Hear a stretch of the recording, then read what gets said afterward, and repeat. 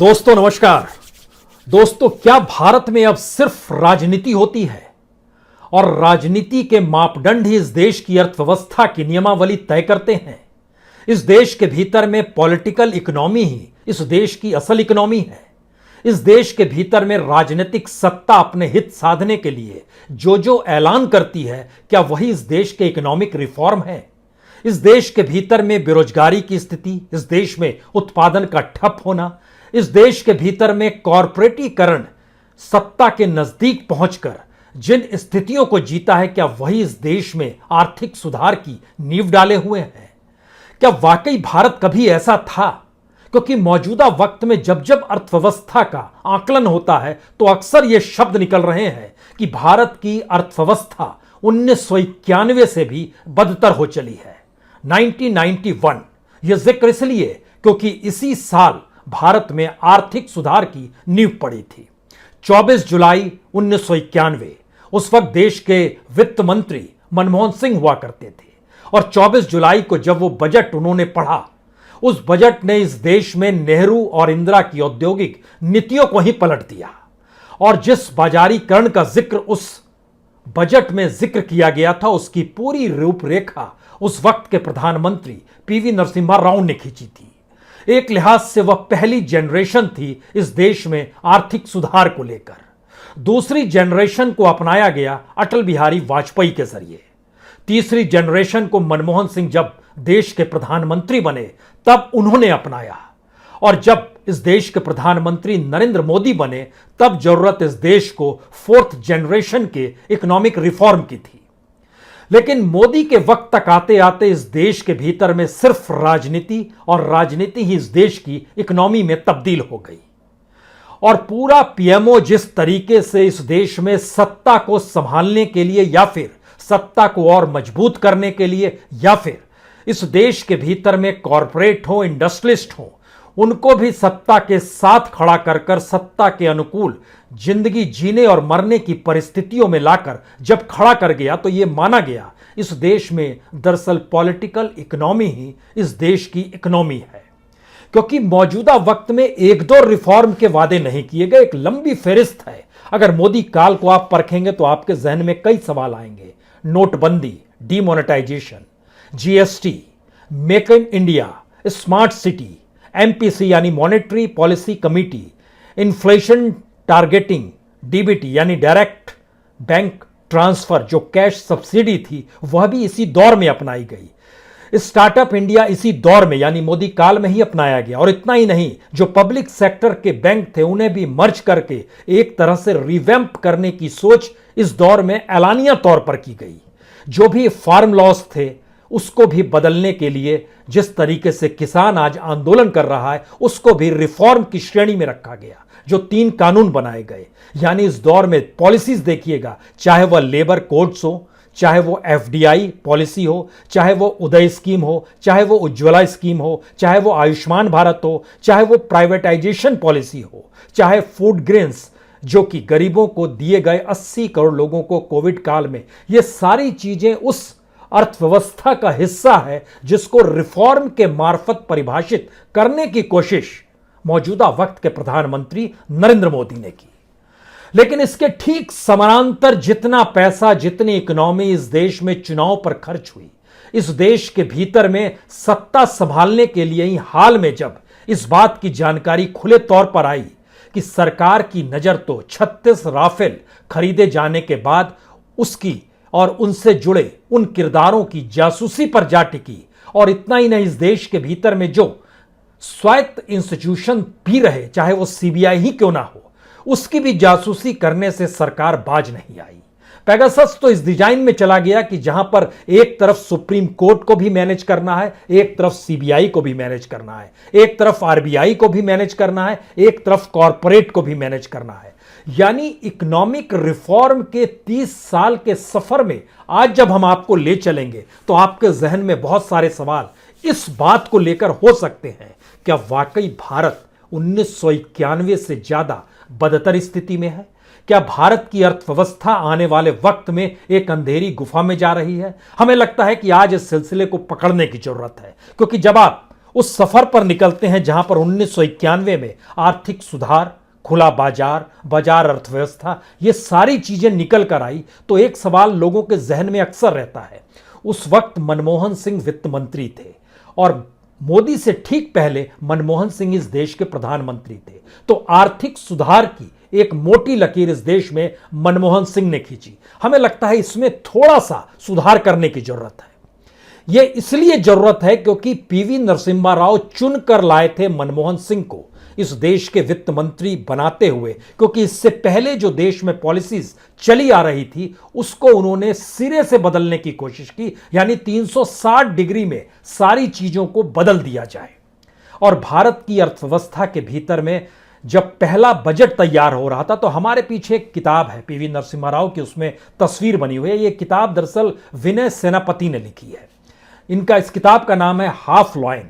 इस किताब के भीतर में इस बात का जिक्र बहुत साफ तौर पर उभरता है कि किस तरीके से मनमोहन सिंह भी उतने कड़े रुख को अपना पाने की स्थिति में नहीं थे जितने कड़े रुख को पीवी नरसिम्हा राव बदलना चाहते थे। तो 1991 इस किताब के लेखक विनय सेनापति जो हैं, उन्होंने इसमें बाकायदा लिखा है कि मनमोहन सिंह जुलाई के मध्य में अपने टॉप सीक्रेट बजट का मसौदा लेकर पीवी नरसिम्हा राव के पास गए। उस समय एक बहुत वरिष्ठ अधिकारी और एक भारतीय राजनयिक भी पीवी नरसिम्हा राव के पास बैठे हुए थे। उन्हें याद है, यानी उनके रेफरेंस का इस किताब में जिक्र किया गया है, उन्हें याद है कि जब मनमोहन सिंह ने नरसिम्हा राव के सामने एक पेज में बजट का सारांश रखा तो उन्होंने बहुत ध्यान से पढ़ा था और इन सब के बीच मनमोहन सिंह लगातार खड़े रहे थे। फिर नरसिम्हा राव ने मनमोहन सिंह की तरफ देखा और कहा, अगर मैं यही बजट चाहता तो मैं आपको ही क्यों चुनता इस देश का वित्त मंत्री बनाने के लिए। यानी इस किताब में बहुत साफ है कि मनमोहन सिंह के बजट का पहला मसौदा शायद इतना सुधारवादी नहीं था जितना वो बाद में दिखाई देता है, और जिस बात का जिक्र पीवी नरसिम्हा राव चाहते थे बदलने के लिए वह उन्होंने तैयार किया कि मनमोहन सिंह को और दिलेर होना पड़ेगा। दरअसल यह एक सिर्फ विवरण भर है, यह बताने के लिए कि नींव जो आर्थिक सुधार के इस देश में डली उसके पीछे पीवी नरसिम्हा राव का दिमाग था। मनमोहन सिंह उस पर काम जरूर कर रहे थे, इसलिए ध्यान दीजिए उस इकोनॉमिक रिफॉर्म को अपनाते हुए अटल बिहारी वाजपेयी की जब सरकार बनी तो उन्होंने बहुत सारे नई नई चीजें लाई। टैक्स रिफॉर्म किया, टेलीकॉम पॉलिसी लेकर आए, पीएसयूज का प्राइवेटाइजेशन शुरू किया, मैसिव तरीके से इस देश में सड़कों का जाल बिछाना शुरू किया जो कि गोल्डन क्वाड्रिल के तौर पे जाना जाता है। उन्होंने जो पुराना अर्बन लैंड सीलिंग और रेगुलेटरी एक्ट जो 1976 का था उसको खत्म कर दिया, पावर सेक्टर में रिफॉर्म किया। और उसके बाद देखिए जब मनमोहन सिंह आते हैं तो उस सोशल स्ट्रक्चर को मजबूत करने की दिशा में जाते हैं जिसमें इस देश के भीतर में जो एक बड़ा तबका गांव में रहता है, पिछड़ा हुआ है, उसको कैसे साथ जोड़ा जाए। और इसीलिए उसी दौर में नेशनल फूड सिक्योरिटी एक्ट आता है, हर को भोजन मिलना चाहिए। मनरेगा उसी दौर की उपज है, सर्व शिक्षा अभियान उसी दौर की उपज है, आधार कार्ड उसी दौर में बनता है। इतना ही नहीं, जो न्यू मैन्युफैक्चरिंग पॉलिसी थी वह भी उसी दौर में बनती है। और जो कहते हैं कि एमआरटीपी एक्ट जो था उसको उन्होंने खत्म कर दिया, और जो सेलिंग अप पीएफआरडीए जिसको कहते हैं कि pension fund regulatory and development authority, उसको भी नए तरीके से उन्होंने ढालना शुरू किया।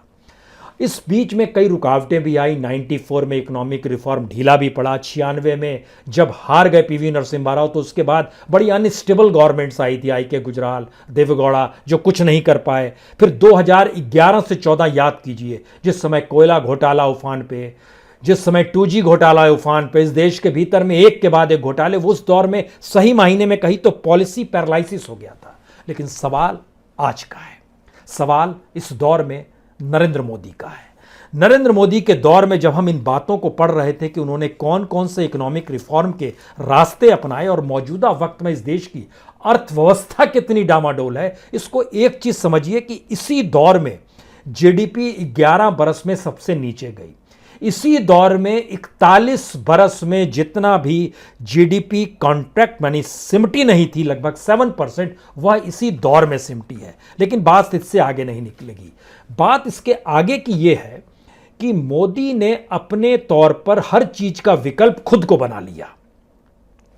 वित्त मंत्री कोई मायने नहीं रखता इस देश के भीतर में, और मौजूदा वक्त में आपसे कोई पूछ दे वित्त मंत्री क्या करती हैं तो आप कहेंगे वह थोड़ा इस देश की अर्थव्यवस्था तय करती है। अर्थव्यवस्था तो पॉलिटिक्स तय करती है, ये सही है। लेकिन ध्यान दीजिए इकोनॉमी को कैसे मोल्ड किया गया। इकोनॉमी को पार्टी फंड से जोड़ा गया, इकोनॉमी को इस रूप में डेवलप किया गया कि किसी दूसरी पॉलिटिकल पार्टी के पास कोई पॉलिटिकल फंड ना जाए।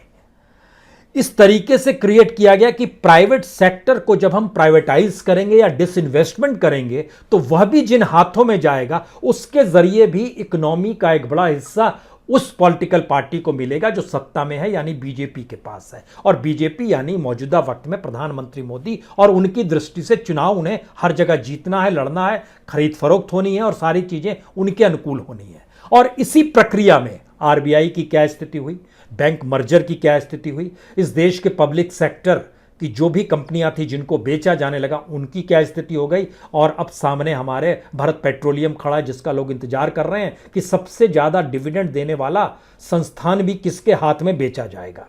मैन्युफैक्चरिंग की क्या स्थिति हुई, एयरपोर्ट, पोर्ट, रेलवे स्टेशन किन हाथों में सौंपे गए। इस देश में लाल किला और ताजमहल तक किसी प्राइवेट हाथों में दे दिया गया। जो माइंस की स्थिति है वह किन प्राइवेट हाथों में दिए गए, जो पावर है वह किन हाथों में दिए गए। इतना ही नहीं, जो गोडाउन्स हैं, जो एफसीआई के पैरेलल में जिनके हाथों में गोडाउन दिए गए वह भी किन कॉरपोरेट के हाथ में दिए गए। इतना ही नहीं, बल्कि जो सीमेंट की फैक्ट्री है वह भी इस देश में राजनीतिक सत्ता चलाने वाले के परिजन और बच्चे चलाने लगे। इस देश के भीतर में जो आयरन ओर निकलता है, जो माइंस है, जो स्टील है, वह भी संयोग से उसका भी पॉलिटिकलाइजेशन हो गया। जो इतना ही नहीं, जो अलग अलग राज्यों में बालू माफिया, जो इससे पहले राजनेताओं या सत्ता के करीब रहते थे, उन्हें कमीशन देते थे, इस दौर में उसमें भी ट्रांसफॉर्मेशन हुआ और वो बालू माफिया भी पॉलिटिक्स का हिस्सा बन गए, या फिर जो पॉलिटिक्स में थे उन्हें ही बालू माफिया में अपने आप को कन्वर्ट करना पड़ा, क्योंकि कमाई वहीं से हो पाती है। यानी एक ऐसी लकीर है जिस लकीर पर जब आप चलना शुरू करेंगे तो आपके जहन में बार बार एक चीज आएगी, इसका मतलब है इकोनॉमिक रिफॉर्म नहीं हो रहा था क्या देश में। इसका मतलब है कि अर्थव्यवस्था कैसे आगे बढ़े, क्या ये नहीं सोचा गया। हमें लगता है कि इसके लिए कुछ जानकारी और होनी चाहिए। जानकारी इसलिए क्योंकि इकोनॉमिक रिफॉर्म का मतलब इस देश में किसान बहुत कम दायरे में आता है, गरीब बहुत कम दायरे में आता है, ग्रामीण जीवन बहुत कम दायरे में आता है। जो आता है वो कॉरपोरेट आता है। लेकिन जरा कोशिश कीजिए समझने की, जो 2017 में आईबीसी यानी इंसॉल्वेंसी एंड बैंकरप्सी कोड लेके आए, उसमें इस बात की इजाजत दी गई कि जो भी कॉरपोरेट समझता है कि उसकी हालत खस्ता है, वो कंगाल हो चला है, चाहे उसने बैंक से लोन लिया हो, यानी जनता के पैसे को उसने बैंक से उठाया हो, लेकिन उसे अगर लगता है वो कंगाल हो चला है तो वह अप्लाई कर सकता है आईबीसी के सामने। अब आप कल्पना कीजिए कि 2017 से लेकर 2021 तक कितने ऑर्गेनाइजेशन ऐसे होंगे जिन्होंने अपने आप को दिवालिया घोषित कर दिया, जिनका काम इस देश में मैन्युफैक्चरिंग करना था, जिसका काम इस देश में रियल एस्टेट को आगे बढ़ाना था, जिनका काम इस देश में कंस्ट्रक्शन का काम करना था, जिनका काम इस देश में होटलिंग को आगे बढ़ाना था, ट्रेड करना था, ट्रांसपोर्ट को आगे बढ़ाना था। ऐसी ऐसी कंपनियां इस देश में कंगाल होने लगी। उनकी संख्या 2017 में जब इस आईबीसी कोड को बनाया जाता है उसी समय 37 कंपनियां सामने आती हैं, खुद को कंगाल घोषित करती हैं। 2017 से शुरुआत होती है, अप्रैल 2017 से उसके आगे जब बात बढ़ती है, यानी शुरुआत होते ही 37 कंपनियां, और अप्रैल 2017 से मार्च 2018 के बीच में 706 कंपनी और आ जाती है। उसके बाद अप्रैल 2018 से मार्च 2019 के बीच में 1156 कंपनियां और आती है और कहती हम भी कंगाल हो गए। उसके बाद अप्रैल 2019 से मार्च 2020 यानी कोविड से ठीक पहले वाले साल में, उसमें सबसे ज्यादा कंपनियां इस देश में खुद को कंगाल घोषित करती है, 1978। और जो कोविड का काल था, जो हम लोग अप्रैल 2020 से मार्च 2021 तक के बीच में आए, जो दूसरी लहर से ठीक पहले तक की परिस्थिति थी, उसमें भी 499 कंपनियां खुद को दिवालिया घोषित करते हैं। और जो दूसरी लहर शुरू हुई अप्रैल, मई, जून, इन 3 महीनों के भीतर भी इस देश में 164 कंपनियां खुद को दिवालिया घोषित करती है। अब आप कल्पना कीजिए, जब सबको मिलाइएगा तो 4540 कॉरपोरेट, इंडस्ट्रिस्ट या बड़ी कंपनियां जो कंस्ट्रक्शन से जुड़ी है, जो ट्रेड से जुड़ी है, जो होटलिंग से जुड़ी है, ये सारी कंपनियों ने 4,540। तो क्या ये कंपनियां फेक थी? अगर ये फेक होती तो इन्होंने जितनी रकम बताई अपनी, वह रकम तो फेलियर नहीं होनी चाहिए थी, वो रकम तो रहनी नहीं चाहिए थी। लेकिन जब एवरेज निकाला गया तो पता चला कि एवरेज भी 1,000 करोड़ से ज्यादा का आ रहा है इन कंपनियों से जो जुड़ा हुआ है। तो इसका मतलब है कि जो इकोनॉमिक रिफॉर्म की भाषा थी इस देश के भीतर में, उसका पॉलिटिकलाइजेशन मोदी काल में कुछ इस तरीके से हो गया कि इकोनॉमिक रिफॉर्म पॉलिटिकल रिफॉर्म के तौर पर आ गया, जिस पॉलिटिकल रिफॉर्म में ना कोई पॉलिटिकल पार्टी रहेगी, ना किसी पॉलिटिकल पार्टी के पास कोई चंदा जाएगा, ना ही इस देश का कोई कॉरपोरेट विपक्ष की किसी पॉलिटिकल पार्टी के कंधे पर हाथ रख सकेगा, ना ही विपक्ष की कोई पॉलिटिकल पार्टी अपने संगठन को चलाने के लिए कहीं से पैसा जुगाड़ कर पाएगी। क्योंकि अगर जुगाड़ेगी और सारी चीज करेगी तो फिर उसकी जासूसी भी हो रही है और छापे भी पड़ रहे हैं। यह एक ऐसा पॉलिटिकल स्ट्रक्चर भारत के भीतर में निकल कर आया जो शायद दुनिया के उन देशों में आता है जहां पर निरंकुश शासक और सत्ता है। लेकिन हम तो 30 साल के इकोनॉमिक रिफॉर्म पर आपसे बात कर रहे हैं, और 30 साल के इस सफर में पीवी नरसिम्हा राव, मनमोहन सिंह, अटल बिहारी वाजपेयी और उसके बाद नरेंद्र मोदी का जिक्र आते ही ये आपको समझना होगा कि जितनी भी कंपनियों ने खुद को कंगाल किया और उसके साथ जुड़े हुए कितने लोगों के रोजगार चले गए। मैन्युफैक्चरिंग से जुड़ी इस, मान लीजिए इसको आप 100% मान लेते हैं, तो 40-41% मैन्युफैक्चरिंग से जुड़ी हुई कॉर्पोरेट थी जिन्होंने अपने आप को कंगाल कर दिया, इंडस्ट्रीज थी जिन्होंने आपको कंगाल कर दिया, और उनसे जुड़े हुए 1,75,00,000 लोगों की नौकरियां छिन गई। जो अनऑर्गेनाइज्ड भी हमने जोड़ा है, ऑर्गेनाइज्ड और अनऑर्गेनाइज्ड दोनों को जोड़ा है और उसका ये हिस्सा निकाला। दूसरी स्थिति थी रियल एस्टेट, तकरीबन 20% उसकी हिस्सेदारी रही इस कंगाल होने की परिस्थितियों में। 20% का बहुत साफ है कि अगर 4,540 है तो लगभग 900 कंपनियां ऐसी थी जो कि सीधे सीधे रियल एस्टेट से जुड़ी हुई थी। 1,800 कंपनियां ऐसी थी जो सीधे मैन्युफैक्चरिंग से जुड़ी हुई थी, और कंस्ट्रक्शन से जुड़ी हुई लगभग 450 कंपनियां थी। इन को मिला लीजिएगा, जो रियल एस्टेट और कंस्ट्रक्शन से जुड़े हुए जो लोग काम कर रहे थे, लगभग 3,60,00,000 लोगों के पास काम नहीं रहा, जो ऑर्गेनाइज्ड और अनऑर्गेनाइज्ड वे में, यानी जो वेतन ले रहे थे उठाते थे महीने में और जो दिहाड़ी पे भी काम करते थे, इनके पास काम खत्म हुआ। इसी तरीके से ट्रेड से जुड़े हुए तकरीबन 75,00,000 लोगों के पास से काम छिन गया, और उसका लगभग 450 से ज्यादा कंपनियां जो ट्रेड से जुड़ी हुई थी वो दिवालिया हो गई। इकोनॉमिक रिफॉर्म की ऐसी बदहाली शायद 91 से पहले जब आप चले जाएंगे, जब इस देश में इकोनॉमिक स्थितियां अपनाई जा रही थी और एक कंगाली की परिस्थिति थी, तो उन्होंने इन्फ्लेशन को नीचे लाने के लिए और इस देश की इकोनॉमी को उठाने के लिए जो भी काम किया था वो इकोनॉमिक रिफॉर्म का हिस्सा था। मौजूदा वक्त में उसको लेकर एक बिल्कुल नया नजरिया निकल कर आता है जो सिर्फ और सिर्फ पॉलिटिकल इकोनॉमी को समझता है। इसके अलावा इलेक्ट्रिसिटी, होटल, अदर्स लगभग 11% है। कुल मिला के जब इन्हें आप जोड़िएगा, जिन कंपनियों के पास कंगाल होने की स्थिति आ गई, तकरीबन उनका आंकड़ा जो निकलता है वो लगभग 5 करोड़ से ज्यादा का निकलता है। इस देश में उसने 5 करोड़ लोगों के रोजगार को छीन लिया, वो कंगाल हो गए। जिनकी कंपनियां थी वो कंगाल नहीं हुए, उनकी कंपनियां कंगाल हुई, क्योंकि उन्होंने और उनके लिए जो व्यवस्था थी उसमें उन्हें बैंक से लिए गए कर्ज को सरकार रिटर्न ऑफ करने से कतराती घबराती नहीं है। शायद इसीलिए इस दौर में भारत की जो जीडीपी है उस पर जो कर्ज है, अगर केंद्र और राज्य का कर्ज दोनों मिला दीजिएगा जीडीपी पर, यानी डेब्ट टू जीडीपी जो है उसके लिहाज से देखिएगा तो 2016 तक में, यानी जिस समय नोटबंदी नहीं आई थी उस समय तक 68.5% कर्ज था जीडीपी के हिसाब से, जो आज बढ़कर 91.7% हो गया है। और इसमें जब हमने पता किया कि S&P जो ग्लोबल रेटिंग कंपनी है उसने एक प्रोजेक्शन दिया है, वो प्रोजेक्शन भी कमाल का है। उसके मुताबिक भारत की जो जीडीपी ग्रोथ रेट है वो मानकर चल रही है कि अगले साल वो 9% होगी, वो मानकर चल रही है कि उसके बाद 8% होगी 2023 में, वो मानकर चल रही है 2024 में वो 6% होगी और 6.5% 2025 में होगी। यानी 2025 तक का जो उसने एनालिसिस किया उसके मुताबिक 91.7% जो डेब्ट टू जीडीपी है, जो कर्ज है, वो बरकरार रहेगा।